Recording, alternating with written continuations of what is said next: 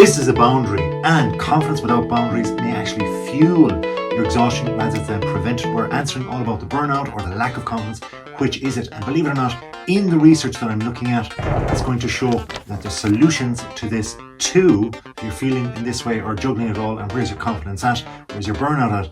I am a best-selling author, I'm in my 40s, and I'm going to show you my takeaway from the research later on.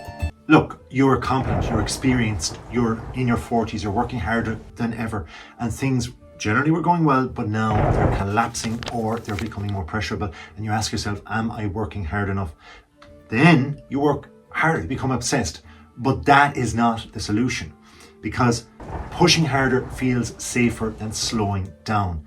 In effect though, it's the opposite. We need to take stock. In 57 studies in the research, involving 22,773 participants, it showed that self-efficacy and burnout are related. If you have higher self-efficacy, it means that you'll have lower relationship with burnout. But the relationship varied across professions. So your specific profession is very important. Now, a second study of 6,736 university students said that academic self-efficacy generally protected against emotional exhaustion. We're looking at the solutions then and what you can put into your own life. Firstly, stop equating effort with worth. Working harder is not always working better. That means if you're at your desk right now, go home after this video. Competence and overwork are different. We don't need to be obsessed. We don't need to have it spinning around our head at night or when we're waking up to go to the toilet at this stage. Confidence should not require exhaustion.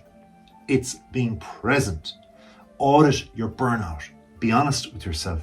Look, I can understand it. I'm a guy. Burnout, it doesn't happen to me. Okay, fine. If more energy will just, go against it and power through.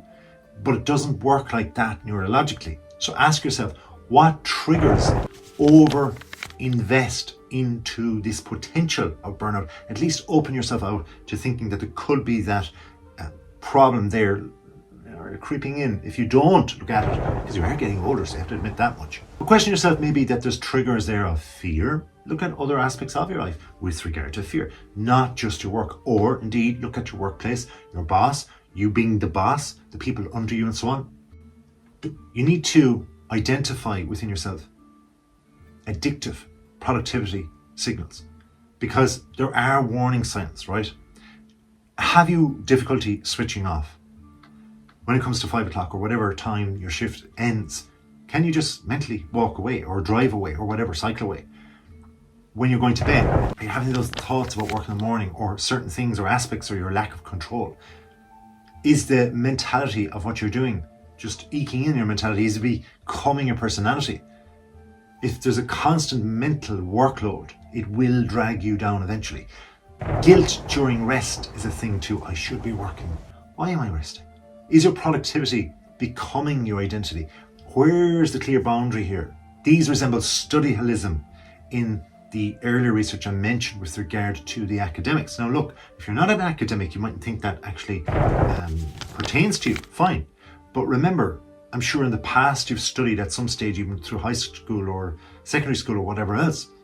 Study-aholic and holism means that you're doing too much and you're not seeing the wood from the trees. It could be the same way in work. So bring that good research into whatever industry and piece of work or even your life that you see it right now. Try to build your confidence around your capability, not around your constant action. Self-efficacy was mentioned earlier on. So it means I can handle challenges, not I must constantly prove myself. There's a difference there. We're using different language. I can handle challenges. Okay, there's a bit of pep, energy there. I must constantly prove. Why? You're straining your relationships if you're thinking about it that way. Reduce your load before building resilience. Research repeatedly shows that excessive demands fuels exhaustion. So do not just only ask yourself, how do I become stronger? Oh, bigger, stronger, faster, I can go more obsessively. Instead, look at what should be removed. So there might be something, if you think of like a train down the track and you're that train, there might be something that you can remove, just like chuck it out the window.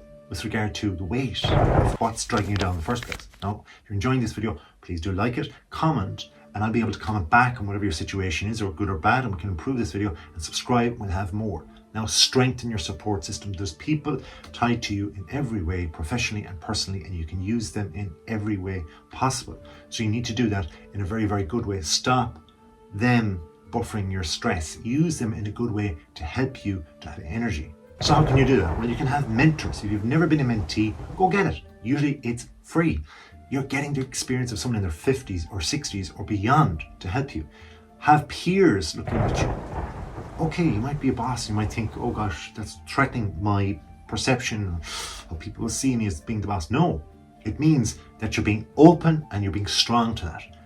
You need to separate your identity from your achievement. If confidence depends entirely on outcomes, well, guess what? The outcomes are not always going to be successful. Failures become your identity if that happens. We don't want that to happen. You're you. That doesn't mean to say you can't adapt and you dictate, not the external sales or the external decisions of leadership that comes in on your personal identity. That's a no-no. So build multiple anchors instead. Have your family around you, that support system. I mentioned mentors or you being the mentee. You need to have intentional training of self-efficacy. Self-efficacy grows through mastery of experiences, through having small wins and relating it back to your identity. Imagine if you win much smaller than you usually would. If you pull yourself back, re-identify what you are, your moral compass, for example, and then you got that small win, you go, yes, that means others think, even subconsciously, in the way I do and the way I morally feel. Have reflection as part of the whole process and competence reminders as well, so that you can continue to titrate your confidence, knowing that you're getting up little steps along the way. Redefine your leadership strengths. Many people just kind of define it as, I can carry more, or strengths, yeah. But sustainable leaders define it as carry what matters. So the research is clear, and my reflection is echoing it with regard to, yes, confidence alone is not enough to propel us forward. We will be pulled back. Success can also create exhaustion. So we have to be very careful that we don't become obsessive. It doesn't just create our identity. We need to be capable of boxing it off so that we can sustain our success in the future. Thanks for watching. Please like this video. If you subscribe, comment to say that you have, and we'll look after you.